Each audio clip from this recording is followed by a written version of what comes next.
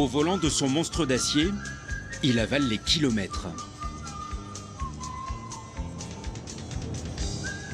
Un camion de 520 chevaux, boîte automatique, suspension intégrale. Il vit à fond sa passion pour les belles machines.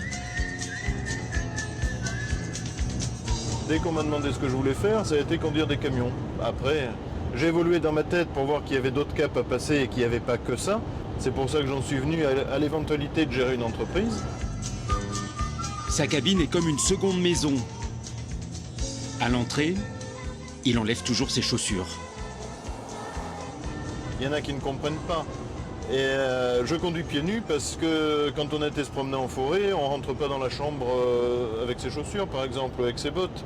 C'est juste que c'est notre lieu de travail parce qu'on y conduit, mais c'est aussi notre lieu de vie où on dort. Un peu plus tôt dans la journée, le patron de la petite boîte de transport est à Limoges.